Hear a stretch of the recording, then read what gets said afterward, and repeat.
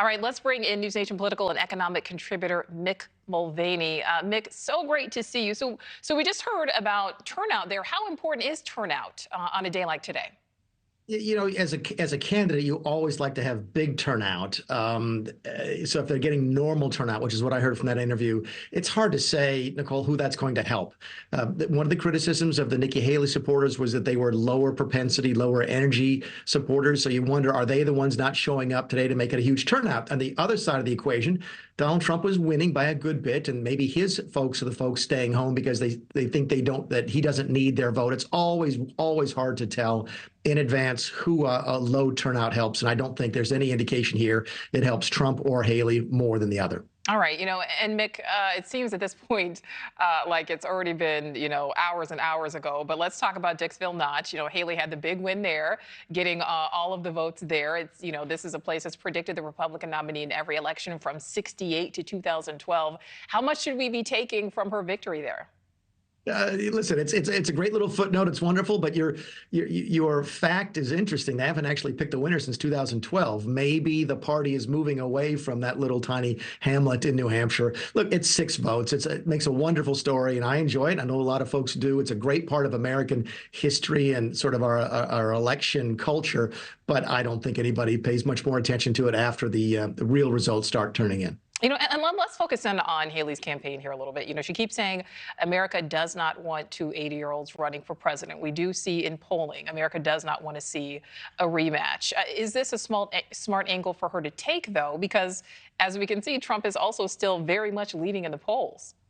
Yeah, it is. And you have to wonder, Nichole, would she have done better starting that message 6 months ago? The Republican electorate right now is so aware of Joe Biden's age and so aware of his limitations right now, in large part because of his age. Maybe if Nikki Haley or some other Republican had been making a bigger deal about Donald Trump's age 6 months ago, it might have moved the needle. At this point, all the folks I talked to think it might be much too little, much too late. So is it a good topic for her to sort of harp on? Yes, it is. It looks like she's making some progress on that, but it might be the type of thing that can't move the needle this late in the game. All right, and so let's just see. I want to take a look at the results or talk about what could happen in New Hampshire. If Haley, let's say, wins in New Hampshire, how does that impact this race as it moves forward? Well, the one thing it's going to really do is help her with her national sort of attention, her national momentum and money. It's not going, and that's critical. There's no question about that. You cannot underestimate the importance of momentum and money in politics generally, but especially in a primary like this. The problem she's going to face is I'm not sure it's going to help her in South Carolina, which is the next race. So you've got New Hampshire tonight. The next primary is a month from now in her home state, my home state of South Carolina. And all the indications are she's trailing there by at least 20 and maybe as many as 30 points.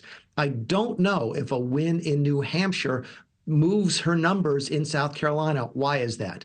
One of the reasons that Nikki Haley is going to be so competitive tonight, if she is, she might win by a point, she might lose by 10, but she's not going to lose by 30, is that non-aligned voters can vote, and they do vote. Historically, they've come out in huge numbers in New Hampshire. They don't do that in South Carolina. South Carolina looks more like a normal Republican primary. So even if she wins tonight or does better than expected tonight, I'm not sure it helps her much in South Carolina. And that's a real problem for anybody who loses their home state in a primary. I'm not sure how you spin that. It's good news if she wins, no question about it, but then she's going to have an uphill climb to try and turn things around in her home state of South Carolina in the next month. And that's us staying on the positive side of things, Mick. Let's say that she loses in New Hampshire. How does that impact the race? I mean, is it all Trump at this point?